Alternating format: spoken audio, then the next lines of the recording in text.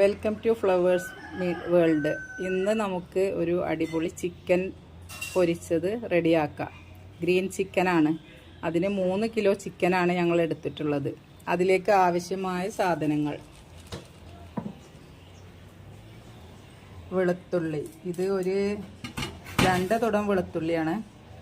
ഒരു 100 ഗ്രാം ഉണ്ടാവും. 100 ഗ്രാം ഇഞ്ചി, ഒരു 10-15 ചെറിയ ഉള്ളി, 100 ഗ്രാം പച്ചമുളക്, ഒരു 50 ഗ്രാം പച്ചക്കുരുമുളക്, ഒരു സവാള, ഒരു 20 ഗ്രാം മല്ലിച്ചപ്പ് പുതിന, ഒരു 2 കൈപ്പിടി വേപ്പില. കോൺഫ്ലവറാണിത്. ഒരു 100 ഗ്രാമോളം കോൺഫ്ലവർ ഉണ്ട്. പിന്നെ 2 കോഴിമുട്ട വേണം. ഇതിലൊരു കോഴിമുട്ടയുള്ളൂ, 2 കോഴിമുട്ട. ആവശ്യത്തിന് ഉപ്പ്, കുറച്ച് മഞ്ഞൾപ്പൊടി.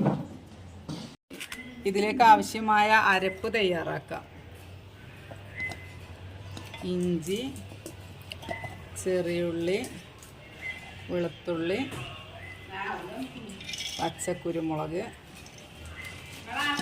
പച്ചമുളക്,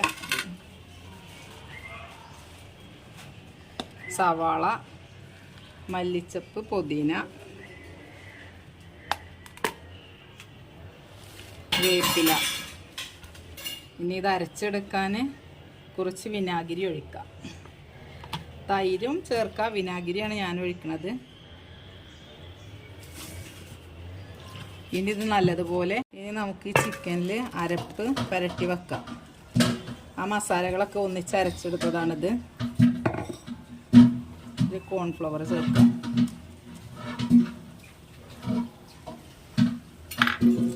നല്ലതുപോലെ കൈ കൊണ്ട് മിക്സ് ചെയ്യാം.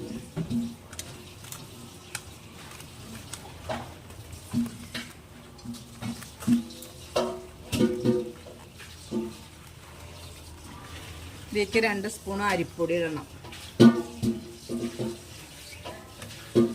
അരിപ്പൊടി ഇതിലേക്ക് ഒരു 2 ടീസ്പൂണ് അരിപ്പൊടിയാണ്. അത് പെട്ടെന്ന് ചിക്കനൊന്ന് ക്രിസ്പായി കിട്ടാനാണ്. മസാല നല്ലപോലെ റെഡി ആയിട്ടുണ്ട്. ഇതിൽ ഉപ്പും പുളിയൊക്കെ പാകത്തിനുണ്ടോ നോക്കണം. ഇനി ചിക്കൻ ഇതിലേക്ക് ഇടാം. ഇത് 3 കിലോ ചിക്കൻ ഉണ്ട്. 3 കിലോ ചിക്കനിലേക്കുള്ള അരപ്പാണ് നമ്മൾ തയ്യാറാക്കിയത്. നല്ലതുപോലെ ചിക്കനിൽ മസാലയൊക്കെ ഒന്ന് പിടിപ്പിക്കണം. ഇപ്പോൾ നമ്മളെ ചിക്കനിൽ നല്ലതുപോലെ മസാല തേച്ച് പിടിപ്പിച്ചിട്ടുണ്ട്. ഈ ചിക്കനിൽ മഞ്ഞളും മുളകും ഒന്നും ചേർക്കണില്ല. ഇത് ഒരു പച്ച കളറാണ് ഉണ്ടാവുക. ഇനി ചിക്കന് 1 മണിക്കൂർ 1.5 മണിക്കൂർ റെസ്റ്റിന് വെക്കുക. നമ്മൾ നേരത്തെ റെസ്റ്റിന് വെച്ചിരുന്ന ചിക്കന് പൊരിക്കാനായിട്ടുണ്ട്. ആദ്യം എണ്ണ വെച്ച് എണ്ണ നന്നായിട്ട് തിളച്ച് വന്നിട്ടുണ്ട്. ഇതിലേക്ക് 2 വേപ്പിലിടുക. ചിക്കൻ അടിച്ച് പിടിക്കാതിരിക്കുന്നതിനാണ് ഇങ്ങനെ വേപ്പിലിടുന്നത്. ഇനി നമുക്ക് ഈ ചിക്കന് ഇട്ട് കൊടുക്കാം.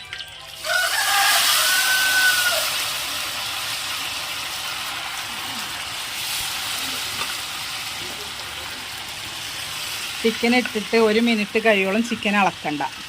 1 മിനിറ്റ് ചിക്കൻ അങ്ങനെ കിടന്ന് ഒരു ഭാഗം പൊരിഞ്ഞു വരട്ടെ. അതിനുശേഷം ഇളക്കിയാൽ മതി.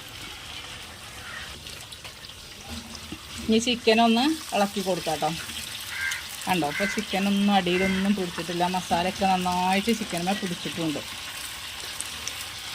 ഇനി ഈ ഭാഗം കൂടി ഒന്ന് നന്നായിട്ട് പൊരിഞ്ഞു വരട്ടെ.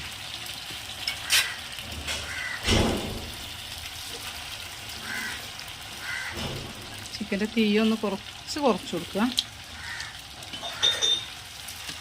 അല്ലെങ്കിൽ ചിക്കൻ വേവില്ല, പുറത്തുള്ള മസാല കരിഞ്ഞും പോകും. അങ്ങനെ വരാതിരിക്കാനാണ് ചിക്കനൊന്ന് ഇളക്കി തീയൊന്ന് കുറച്ച് കൊടുക്കുന്നത് കേട്ടോ. ഈ ചിക്കൻ റെഡിയായി വരട്ടെ. ഇപ്പം നമ്മളെ ചിക്കൻ റെഡി ആയിട്ടുണ്ട്. നമുക്കിത് കോരി മാറ്റാം.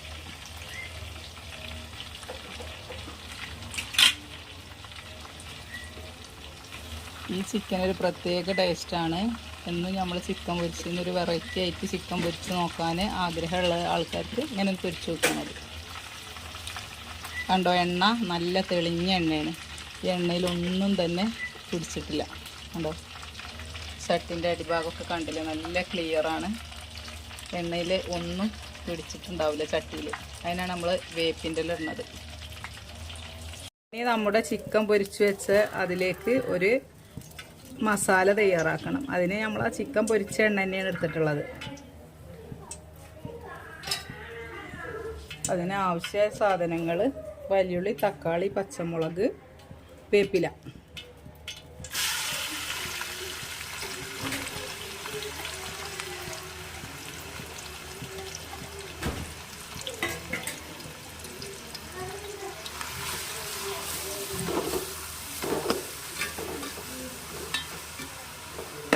നന്നായിട്ടൊന്ന് വഴന്ന് വരണം.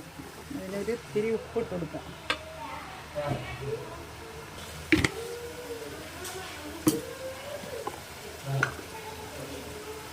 കുറച്ച് കുരുമുളക് പൊടി. എരിവ് കമ്മിയാണ് ചിക്കൻ, അപ്പം അതിന് കുറച്ച് കുരുമുളക് പൊടി.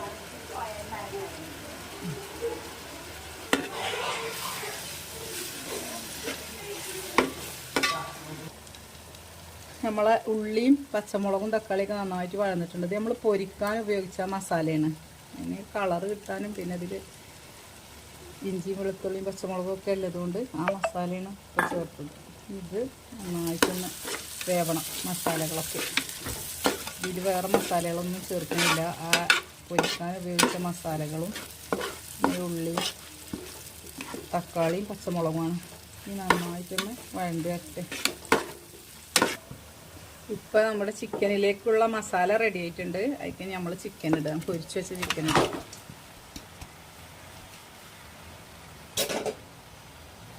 ചിക്കൻ നന്നായിട്ട് ഇളക്കി കൊടുക്കാം.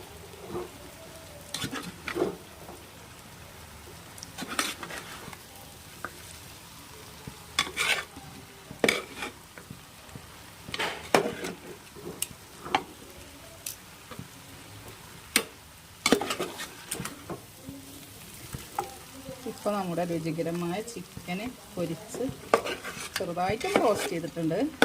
ഒരുപാട് മസാലയൊന്നും ഇടാത്തൊരു റോസ്റ്റ്. ഇത് അടിപൊളിയാണ്. എല്ലാവരും ഒന്ന് ഉണ്ടാക്കി നോക്കുക.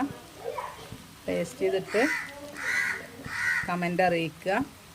ലൈക്ക് ചെയ്യുക, കമൻറ്റ് ചെയ്യുക, ഷെയർ ചെയ്യുക, സബ്സ്ക്രൈബ് ചെയ്യുക, സപ്പോർട്ട് ചെയ്യുക.